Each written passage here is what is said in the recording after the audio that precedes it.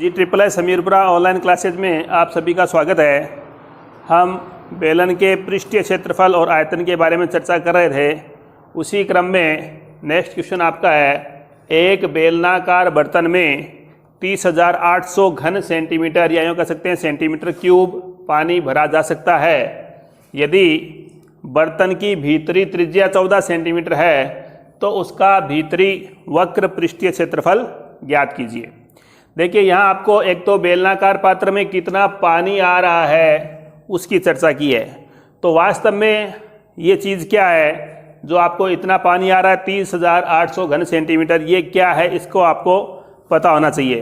तो अपने शुरू में जब अपनों आयतन की बात की थी उसी समय ये चर्चा हुई थी कि किसी पात्र में कितना पानी आता है, कितना तेल आता है या कितना कोई लिक्विड आता है, वो उसका आयतन कहलाता है। इसलिए आप कहते हैं ये 30,800 जो सेंटीमीटर क्यूब है वो इस बर्तन का आयतन है। पहली बात तो ये समझने की है। यहाँ से भी आप पकड़ सकते हैं सेंटीमीटर क्यूब किसकी इकाई होती है, आयतन की। इसलिए ये जो 30,800 है वो क्या है, बेलनाकार बर्तन का आयतन है। दोनों में से किसी प्रकार से आप ध्यान रखो, इस प्रकार से आप इसको आयतन को लिख सकते हैं। बेलनाकार बर्तन का आयतन बराबर 30,800 घन सेंटीमीटर। नेक्स्ट जो बात है, इसमें त्रिज्या नहीं लिखी है, एक नई चीज़ लिख दी, भीतरी त्रिज्या। अब भीतरी त्रिज्या शब्द इसलिए काम में लिया है क्योंकि अपन कोई भी लिक्विड जैसे पानी तेल किसी भी पात्र में डाल रहे हैं तो वो अंदर की तरफ डाल रहे हैं, इसलिए इसको भीतरी शब्द काम में लिया है। भीतरी त्रिज्या आपको दे रखी है 14 सेंटीमीटर और भीतरी वक्र पृष्ठीय क्षेत्रफल ही आपको पूछा है। बाह्य और भीतरी खोखले बेलन में दो शब्द आते हैं, लेकिन यहाँ भीतरी त्रिज्या देने का कारण ये है कि आपको भीतरी वक्र पृष्ठीय क्षेत्रफल या अंदर की तरफ हम लिक्विड डाल रहे हैं, इसलिए भीतरी शब्द काम में लिया है। अब आप कहते हैं जब वक्र पृष्ठीय क्षेत्रफल ज्ञात करते हैं तो आपको एक तो r का मान चाहिए, एक h का मान चाहिए। चाहे तो आप कह सकते हैं भीतरी ज्ञात करना है तो भीतरी त्रिज्या चाहिए और भीतरी ऊंचाई चाहिए। आपको भीतरी त्रिज्या दी हुई है, ऊंचाई हमें दी हुई नहीं है, इसलिए अपन इस आयतन को काम में लेते हुए ऊंचाई ज्ञात करेंगे। तब आप कहते हैं बेलनाकार बर्तन का आयतन बराबर 30,800 सेंटीमीटर क्यूब। यहाँ पे अपन इसका सूत्र लगाएंगे, वो होता है पाई r² h बराबर 30,800 आपको दिया हुआ है। अब आप कहेंगे पाई का मतलब 22/7, इन दोनों के बीच में कोई निशान नहीं है, मतलब गुणा का निशान है।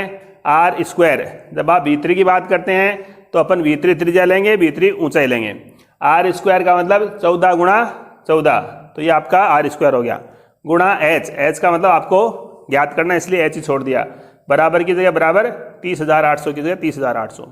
अब चूंकि हमें h का मान ज्ञात करना है इसलिए h को बाईं तरफ रखेंगे, बाकी सभी संख्याएं 1 2 3 4 ये चारों संख्याएं दाईं तरफ आएंगी। इनमें से ये 3 संख्याएं आपकी ऊपर हैं या यूँ कह सकते हैं बट्टे के नीचे नहीं है, उस स्थिति में ये इधर आएंगी तो भाग में आ जाएंगी। तो 22 14 14 ये काय में आ गई, भाग में, और ये 7 यहाँ भाग में है, इसको दाईं तरफ लाएंगे तो ये काय में आ जाएगा, गुणा में। 30,800 आपका पहले से है। अब इसको थोड़ा सा सरल करेंगे, तब आप कहते हैं 7 दूनी 14, फिर आप मान लीजिए इसमें 22 का भाग लगाते हैं तो 22 एकम 22, 2 बच गया, सॉरी 8 बच गया, 8 उतार लिया 88, 22 सौ के 88, फिर लास्ट के 2 जीरो बच गए, वो 2 जीरो आपने लगा दिए। फिर आप कह रहे हैं 14 से कट गया, 14 एकम 14, 2 जीरो बच गए, वो 2 जीरो आपने लगा दिए। फिर 2 बच रहा है, 2 का भाग देंगे तो यहाँ क्या हो जाएगा, 50। इस प्रकार h का मान कितना आएगा, 50 सेंटीमीटर। अब आप कहते हैं आप वक्र पृष्ठीय क्षेत्रफल ज्ञात करेंगे। अतः बेलनाकार पात्र का भीतरी वक्र पृष्ठीय क्षेत्रफल बराबर, वही भीतरी वक्र पृष्ठीय क्षेत्रफल का सूत्र होता है 2 पाई r/h। कहने का मतलब 2 गुणा पाई गुणा r गुणा h। इसलिए आप कहेंगे 2 गुणा 22/7 गुणा r का मान दिया हुआ है 14 गुणा h का मान हमने ज्ञात किया है 50। अब इसको सरल करेंगे तो आप कहेंगे 7 दूनी 14, ये 22 दूनी 44 हो गया, ये 50 दूनी 100 हो गया। 44 को 100 से गुणा करेंगे, 4400 या यूँ कह सकते हैं 4,400 सेंटीमीटर स्क्वायर।